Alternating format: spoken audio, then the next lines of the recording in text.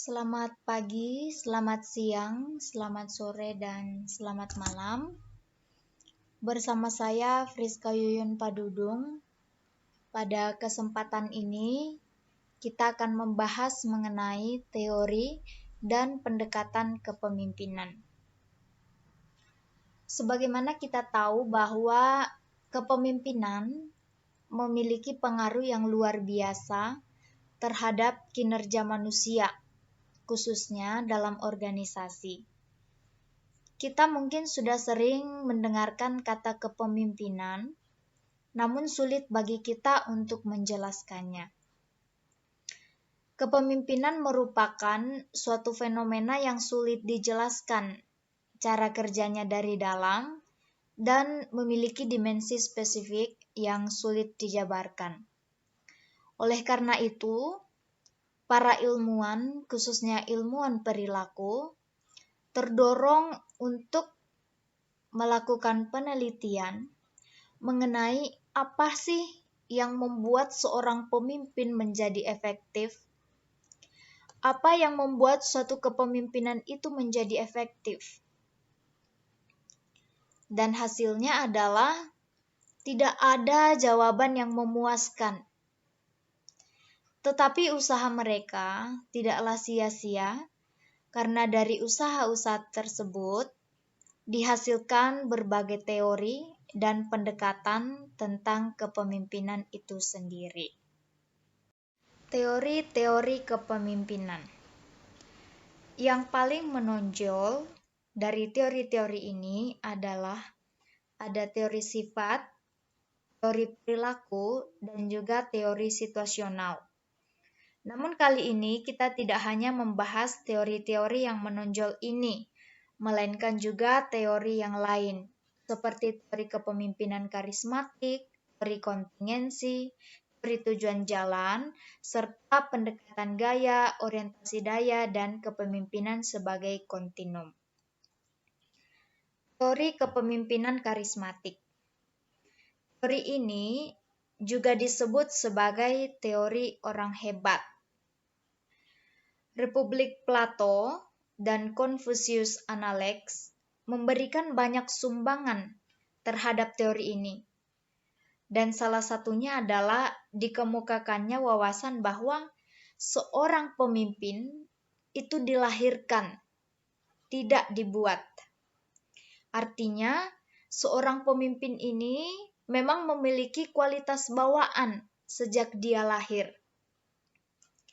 Pemimpin yang karismatik memiliki visi dan energi, sehingga dengan kemampuan visibilitas mereka dan energi yang mereka miliki, mereka dapat menginspirasi pengikut dan mampu menangkap kesadaran-kesadaran dalam publik. Namun demikian, ada keterbatasan dari teori ini, yakni bahwa teori ini mengasumsikan bahwa ada kualitas bawaan dari seorang pemimpin yang hebat, sehingga menyeratkan bahwa tidak ada yang bisa dilakukan untuk mengembangkan seorang pemimpin. Sedangkan pada faktanya, khususnya sekarang ini, banyak ditemui program-program pelatihan, pengembangan program yang nantinya melahirkan pemimpin-pemimpin yang hebat. Adapun keterbatasan yang lain adalah kepemimpin karismatik juga memiliki kemungkinan untuk gagal dalam menghadapi perubahan situasi. Selanjutnya ada teori sifat.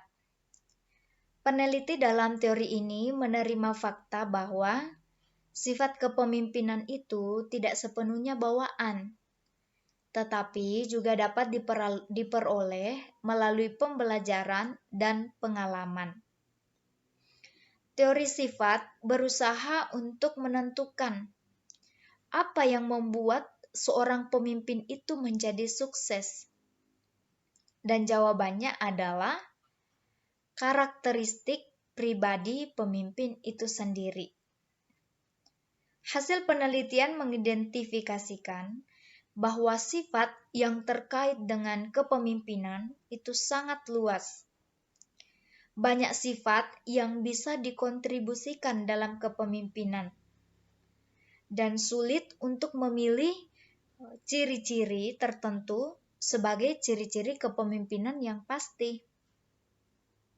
Namun pada bagian ini ada beberapa ciri yang bisa dikategorikan sebagai ciri-ciri inti dari suatu kepemimpinan, yakni kecerdasan, kepercayaan diri, penentuan, integritas, dan juga keramahan. Teori ini memiliki implikasi penting, yakni bahwa pemimpin membutuhkan beberapa sifat dan kualitas agar efektif dalam memimpin. Kualitas tersebut dapat dikembangkan melalui program-program pelatihan dan juga pengembangan. Adapun keterbatasan dari teori ini, yakni ada masalah dalam mengidentifikasikan sifat mana yang efektif, sifat yang mungkin relevan bagi seorang pemimpin yang efektif. Dan juga ditemukan serangkaian masalah yang menghalangi penerapan sifat sepenuhnya. Juga kepemimpinan sebagai proses, pengaruhnya itu tercermin dalam perilaku pemimpin, bukan dalam sifatnya. Selanjutnya ada teori perilaku. Teori perilaku kepemimpinan menekankan bahwa kepemimpinan yang kuat adalah hasil dari perilaku peran yang efektif dari pemimpin itu sendiri. Perilaku kepemimpinan dapat dilihat dari dua cara, yakni perilaku fungsional dan disfungsional. Perilaku fungsional merupakan perilaku seorang pemimpin dalam mempengaruhi pengikutnya secara positif dan mencakup fungsi-fungsi, seperti seorang pemimpin mampu menetapkan tujuan yang jelas, memotivasi karyawan untuk mencapai tujuan, meningkatkan tingkat moral, membangun semangat dalam tim, komunikasi dua arah yang efektif, dan lain sebagainya. Sedangkan perilaku disfungsional merupakan perilaku yang tidak menguntungkan bagi pengikut dan menunjukkan kepemimpinan yang tidak efektif. Misalnya, ketidakmampuan seorang pemimpin untuk menerima ide karyawan, tampilan emosionalnya menunjukkan ketidakdewasaan, hubungan manusia yang buruk, dan lain sebagainya. Adapun implikasi dari teori ini, yakni dari teori ini kita terbantu untuk membentuk perilaku yang tampak fungsional dan membuang perilaku yang disfungsional. Sedangkan batasannya adalah perilaku mungkin berfungsi pada satu titik waktu, tetapi mungkin disfungsional pada waktu yang lain. Yang kedua, efektivitas perilaku kepemimpinan itu tergantung pada berbagai faktor yang tidak hanya ada dalam diri pemimpin, tetapi di luar dirinya juga, seperti sifat pengikut dan situasi di mana perilaku pemimpin berlangsung. Faktor-faktor ini tidak memiliki pertimbangan yang memadai dalam teori ini. Dengan kata lain, teori ini tidak menjelaskan fenomena kepemimpinan secara lengkap. Selanjutnya ada teori situasional. Teori ini menekankan bahwa efektivitas kepemimpinan itu dipengaruhi oleh faktor yang berhubungan dengan pemimpin dan faktor yang berhubungan dengan situasi. Dengan kata lain, kepemimpinan dipengaruhi oleh perilaku pemimpin itu sendiri dan juga faktor situasionalnya. Faktor situasional dapat dikelompokkan menjadi 4 kategori, yakni bawahan karakteristik, situasi pemimpin, faktor kelompok, dan juga faktor organisasi. Implikasi dari teori ini adalah menawarkan petunjuk mengapa seorang pemimpin yang sukses dalam satu situasi bisa gagal ketika menghadapi perubahan situasi. Oleh karena itu, melalui teori ini, pemimpin belajar untuk memimpin sesuai dengan situasi. Dengan kata lain, teori ini memberikan petunjuk agar pemimpin mampu menghadapi berbagai situasi sekalipun situasi itu berubah.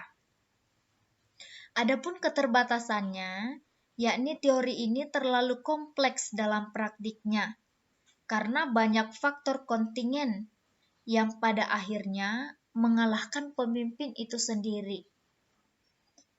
Juga hilangnya wawasan mengenai kepemimpinan. Teori kontingensi. Teori ini melihat pemimpin dalam hubungannya dengan situasi di mana pemimpin itu bekerja. Dengan kata lain, menekankan adanya kesesuaian antara gaya pemimpin dengan tuntutan situasi. Untuk mengukur situasi, ada 3 hal yang perlu dinilai, yakni hubungan antara pemimpin dengan anggota, struktur tugas, dan juga posisi kekuasaan. Kekuatan teori ini adalah adanya dukungan oleh banyak penelitian yang menekankan dampak situasi pada pemimpin. Dari teori ini pula dapat diprediksi mengenai efektivitas kepemimpinan, serta memberikan data kepemimpinan yang berguna. Sedangkan kekurangannya atau kelemahannya adalah kurangnya penjelasan antara gaya dengan situasi. Dan teori ini tidak mudah digunakan secara berkelanjutan dalam suatu organisasi. Selanjutnya ada teori tujuan jalan. Cara kerja seorang pemimpin menurut teori ini adalah pemimpin memotivasi bawahan untuk mencapai tujuan. Jadi dijelaskan tentang bagaimana pemimpin dapat membantu bawahan di sepanjang jalan menuju tujuan mereka dengan memilih perilaku spesifik yang paling cocok untuk kebutuhan bawahan dan situasi di mana bawahan sedang bekerja. Dengan memilih gaya yang sesuai, pemimpin dapat meningkatkan ekspektasi bawahan untuk sukses serta mencapai kepuasan. Fungsi pemimpin menurut teori ini adalah memperjelas dan menetapkan tujuan, membantu menemukan jalan, dan juga menghilangkan hambatan. Teori tujuan jalur mengemukakan bahwa setiap jenis perilaku pemimpin itu memiliki jenis dampak yang berbeda terhadap motivasi bawahan. Jadi dampak itu sangat tergantung pada karakteristik bawahan dan juga karakteristik tugas. Dalam teori tujuan jalan, dikenal adanya perilaku pemimpin yang meliputi perilaku kepemimpinan memeriksa arahan, perilaku kepemimpinan yang mendukung hidup, partisipatif, dan berorientasi pada prestasi. Dalam kepemimpinan yang diarahkan, seorang pemimpin menetapkan standar kinerja dan membuat peraturan yang jelas bagi bawahannya. Sedangkan dalam kepemimpinan yang mendukung, seorang pemimpin itu memimpin secara suportif, di mana ia mampu bersikap ramah, mudah didekati, memperhatikan kebutuhan dan kesejahteraan bawahan, membuat pekerjaan menjadi menyenangkan, serta memperlakukan bawahan dengan setara dan menghormati status mereka. Lalu kepemimpinan partisipatif. Kepemimpinan ini mengacu pada pemimpin yang mengundang bawahannya untuk ikut ambil bagian dalam pengambilan keputusan.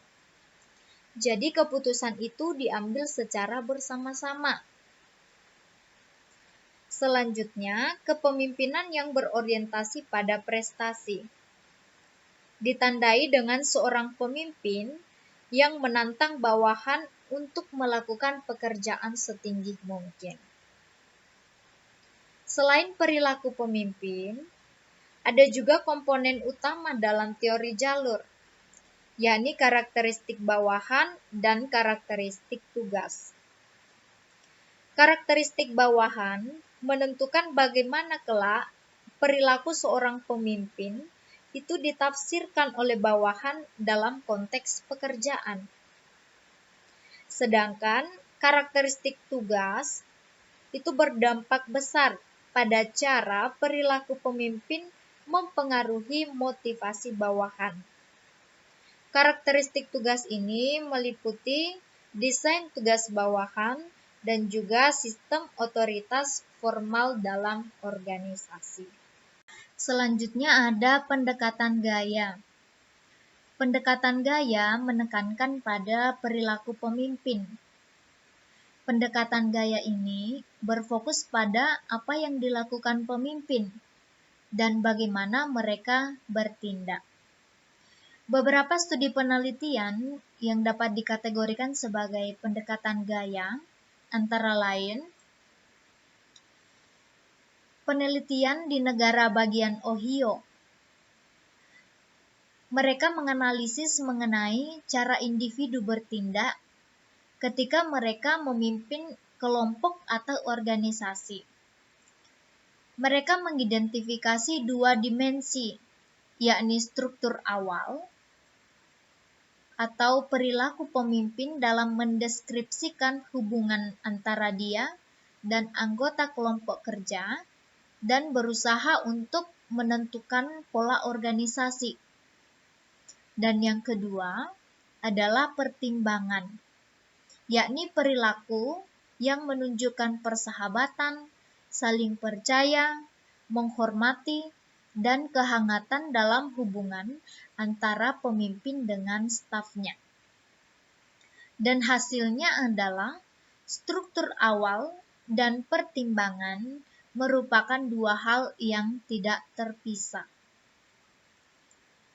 Selanjutnya, penelitian dari Universitas Michigan. Program penelitian di Michigan mengidentifikasikan dua jenis perilaku pemimpin yang disebut orientasi dan produksi karyawan orientasi.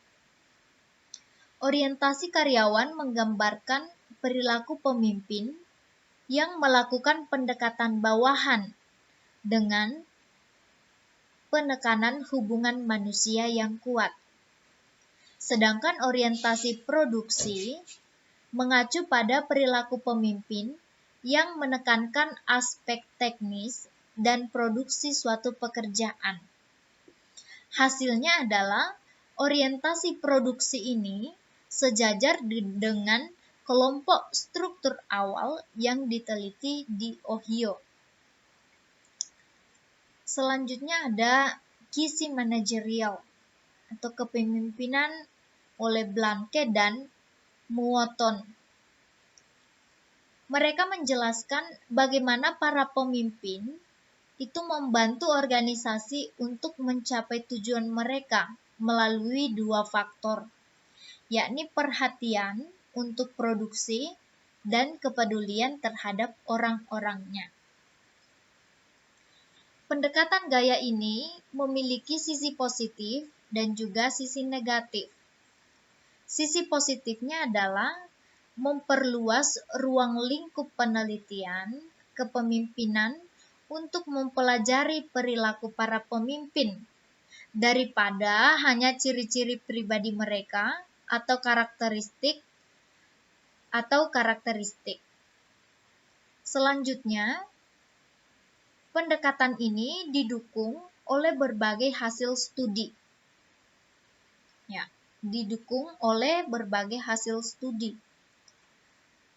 Juga pendekatan ini menggarisbawahi tugas dan hubungan serta memiliki nilai yang heuristik. Sedangkan sisi negatifnya adalah pendekatan ini belum mengaitkan antara perilaku pemimpin dengan hasilnya, belum mengidentifikasikan perilaku yang konsisten untuk pemimpin yang efektif. Dan juga pendekatan ini gagal mendukung sepenuhnya antara gaya tugas tinggi dengan gaya hubungan tinggi. Selanjutnya, orientasi daya. Pendekatan orientasi daya ini didasarkan pada derajat otoritas yang digunakan seorang pemimpin dalam mempengaruhi tingkah laku bawahannya. Berdasarkan derajat penggunaan kekuasaan, ada 3 kepemimpinan daya, yakni kepemimpinan otokrasi, kepemimpinan partisipatif, dan kepemimpinan bebas kendali. Kepemimpinan otokrasi, dalam kepemimpinan ini, pemimpin melakukan sentralisasi kekuatan, mengambil keputusan dalam diri pemimpin itu sendiri, jadi tidak melibatkan anggota-anggotanya. Keuntungannya adalah keputusan dapat diambil dengan cepat, karena tidak perlu lagi menunggu pendapat dari anggota-anggotanya. Sedangkan kekurangannya adalah karyawan akan merasa frustasi. Semangatnya rendah karena tidak dilibatkan dalam pengambilan keputusan dan yang lain-lain, sehingga mampu mereka mempengaruhi efisiensi organisasi. Selanjutnya, kepemimpinan partisipatif. Dalam kepemimpinan ini, seorang pemimpin melibatkan bawahan dalam pengambilan keputusan, atau dengan kata lain, pemimpin menekankan konsultasi dan partisipasi bawahan. Ini berbanding terbalik dengan kepemimpinan otokrasi. Kelebihannya adalah karyawan menjadi termotivasi karena mereka dilibatkan. Produktivitas menjadi tinggi, serta tanggung jawab dapat dibagi, sehingga tidak terasa begitu berat. Sedangkan kelemahannya adalah sifat kompleks organisasi membutuhkan pemahaman yang menyeluruh tentang masalah yang mungkin tidak dapat dilakukan oleh karyawan tingkat rendah. Partisipasi tetap tidak berarti. Beberapa orang di organisasi menginginkan interaksi minimum dengan atasan atau rekan kerja mereka. Untuk mereka, teknik partisipasi mengecilkan hati daripada mendorong. Lalu, kepemimpinan yang bebas kendali. Kepemimpinan bebas kendali memberikan kebebasan penuh kepada bawahan. Pemimpin menentukan kebijakan, program, dan batasan tindakan, dan seluruh prosesnya diserahkan kepada bawahannya. Kelebihan dari kepemimpinan bebas kendali ini adalah bawahan lebih berkembang secara mandiri. Tetapi kelemahannya adalah bisa mengakibatkan kekacauan. Yang terakhir, adalah perilaku kepemimpinan sebagai kontinum. Perilaku kepemimpinan sebagai kontinum tergantung pada 3 hal berikut, yakni kekuatan bawahan, kekuatan dalam situasi, dan menyadari kekuatan dan waktu tertentu. Kekuatan bawahan merupakan kebutuhan bawahan akan kemerdekaan, kesiapan untuk memikul tanggung jawab, dan pengambilan keputusan, tingkatan toleransi, pemahaman dan identifikasi tujuan organisasi, minat pada masalah, pengetahuan, dan pengalaman untuk menghadapi masalah, serta pembelajaran yang diharapkan berbagi dalam pengambilan keputusan. Lalu yang kedua, kekuatan dalam situasi, yaitu kekuatan dari suatu jenis organisasi, dari kelompok efektivitas, masalah, dan juga tekanan.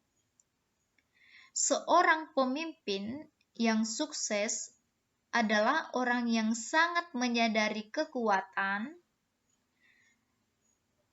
dan lebih relevan dengan perilakunya pada waktu tertentu. Jadi dia akurat memahami dirinya sendiri sebagai individu dan menyadari kelompok yang ia hadapi, sekaligus menyadari organisasi dan lingkungan sosial yang lebih luas di mana ia bekerja. Dari semua teori-teori yang telah saya paparkan, semua ini adalah teori dan pendekatan yang penting dan terkenal dalam kepemimpinan. Berbagai penelitian yang dilakukan oleh para peneliti menunjukkan betapa pentingnya kepemimpinan dalam organisasi manapun. Kepemimpinan itu penting sebagai faktor untuk membuat semua jenis organisasi sukses. Sebuah kesuksesan organisasi memiliki satu atribut utama yang membedakannya dari yang tidak berhasil, yakni kepemimpinan yang dinamis dan efektif. Sekian presentasi dari saya. Semoga apa yang telah saya paparkan bisa menjadi sumber informasi yang berguna buat kita semua. Terima kasih.